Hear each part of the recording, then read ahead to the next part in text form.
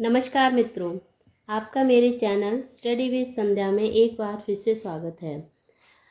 मित्रों, हिंदी गद्य साहित्य की प्रमुख विधाओं में से हम आज आपके समक्ष कहानी और उपन्यास में अंतर को लेकर आए हैं। और इससे पहले मैंने आपको कहानी, नाटक और एकांकी में अंतर बताया था। तो कहानी और उपन्यास में अंतर जानने से पहले कहानी और उपन्यास के विषय में थोड़ा जान लेते हैं। तो चलिए शुरू करते हैं।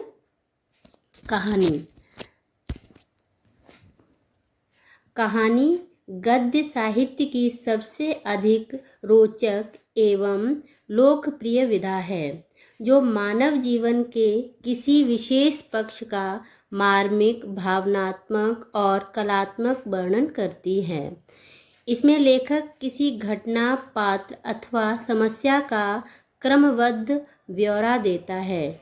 इसकी कथा वस्तु लघु होती है। उदाहरण स्वरूप कमलेश्वर की राजा निर्वंशिया, फणीश्वर नाथ रेणु की तीसरी कसम। इसी प्रकार और भी कई कहानियाँ हैं, बहुत सारी कहानियाँ हैं हमारे हिंदी गद्य साहित्य में।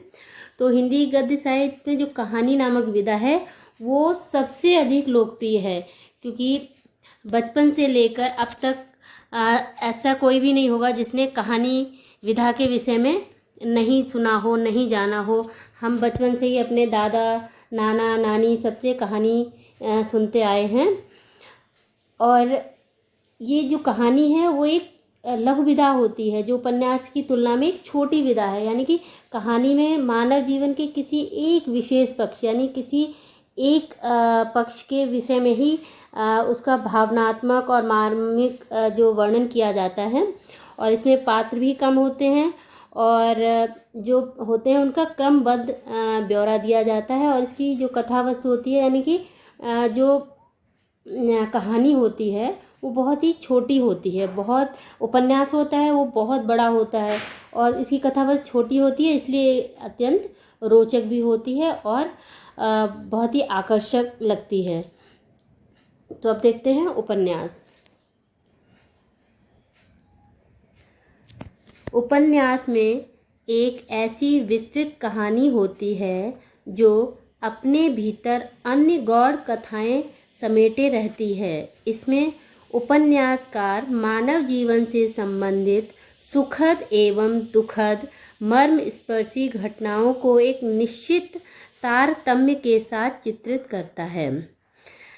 तो उपन्यास में एक ऐसी विस्तृत कहानी होती है, यानी कि उपन्यास की जो कहानी है वो काफ़ी विस्तार से होती है। यानी मानव जीवन का जो जिसके विषय में भी ये कहानी लिखी जाती है उसके अन्य पक्षों को भी उसमें दिखाया जाता है, यानी उसके से संबंधित और छोटी छोटी कथाएं भी उसमें होती हैं।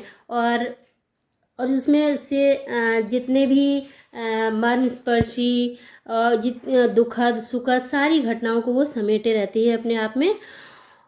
और जैसे उदाहरण स्वरूप हम कह सकते हैं भगवती चरण वर्मा की भूले बिसरे चित्र, यशपाल की तेरी मेरी उसकी बात इत्यादि। तो चलिए अब हम इसमें अंतर देख लेते हैं। कहानी व उपन्यास में अंतर। तो सबसे पहले हम देखते हैं कहानी। कहानी क्या है? मानव जीवन की किसी एक घटना को आधार बनाकर लिखी जाती है। तो कहानी होती है जिसमें मानव जीवन की किसी एक घटना को लिया जाता है, उसी घटना को आधार बनाकर उसमें उसके मार्मिक चित्रण किया जाता है। और जबकि उपन्यास में क्या होता है? मानव के संपूर्ण जीवन को लक्ष्य बनाकर लिखा जाता है। जबकि कहानी मानव जीवन के किसी एक घटना को लिया जाता है कहानी में, और उपन्यास में मानव जीवन की संपूर्ण जीवन को उसमें लक्ष्य करके लिखा जाता है। कहानी आकार लघु होता है, यानी कहानी का आकार छोटा होता है, और उपन्यास इसका आकार दीर्घ होता है, यानी बड़ा होता है। कहानी कौतूहल या जिज्ञासा अधिक होती है, क्योंकि कहानी किसी एक घटना को आधार बना के लिखी जाती है, इसलिए इसमें एक कौतूहल बना रहता है और आगे जानने की एक जिज्ञासा बनी रहती है। जबकि उपन्यास में क्या होता है? उपन्यास में जिज्ञासा कहानी की अपेक्षाकृत कम होती है। उपन्यास में जो जिज्ञासा होती है वो कहानी की कंपैरिजन में कम होती है। क्यों? क्योंकि उपन्यास में उपन्यास का जो आकार होता है वो बहुत ही दीर्घ होता है, बड़ा होता है, तो उसमें उतना कौतूहल और उतनी जिज्ञासा कम हो जाती है। कहानी, पात्रों की संख्या कम होती है। कहानी में क्या होता है, क्योंकि एक छोटे उसका आकार लघु होता है, इसलिए इसमें पात्रों की संख्या भी कम होती है। जबकि उपन्यास में पात्रों की संख्या अधिक होती है, क्योंकि मानव जीवन का जो संपूर्ण जीवन को लक्ष्य करके लिखा जाता है, इसलिए उसमें पात्र भी अधिक होते हैं। तो उदाहरण स्वरूप कह सकते हैं कहानी में, जैसे मुंशी प्रेमचंद की पंच परमेश्वर, और उपन्यास में हम उदाहरण ले सकते हैं मुंशी प्रेमचंद का ही गोदान। तो इस तरह हमने आज कहानी और उपन्यास में अंतर को देखा। इसके आगे भी हम आपको और भी विधाओं में अंतर को बताएंगे।